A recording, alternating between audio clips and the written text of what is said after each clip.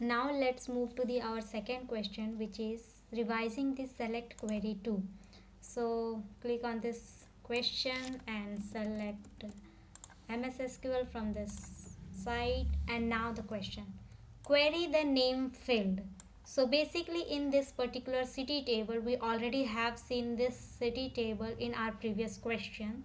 So this is the same table, and now this time it is asking me query the name field only. In our previous question we have selected all the columns, right? So we have basically written select star, but in this question we are only asking for select the name field. So I will write select name from the table called city, right? So select the name field for all American cities. So in this city table we can have cities from all over the world, right?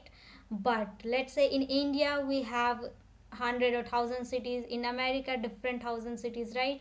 So all the cities will have this country code indicating that which city belongs to which country.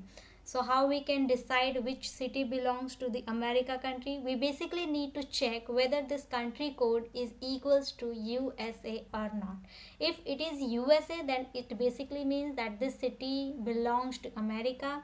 If the country code is IND, which basically means this city belongs to India. So it the first condition is select all American cities, which basically means select cities which belongs to America, right? So which belongs to America country. Now the second condition, with population larger than this. So we need to write select cities, this is our second condition, which have population larger than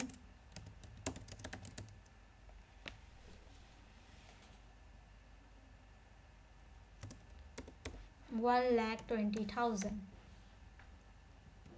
right? So this is our two conditions. So how we apply a condition using our where clause?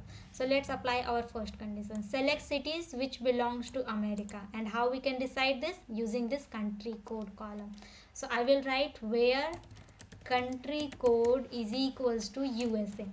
I have enclosed this USA in the single quote because this country code is basically of a string type, and we need to apply this single quote in string conditions whenever we apply some value.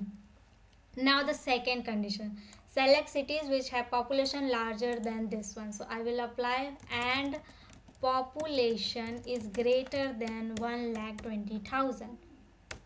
So this is how the query will look like. Now the next thing, you need to run the code, and it is going to take some time.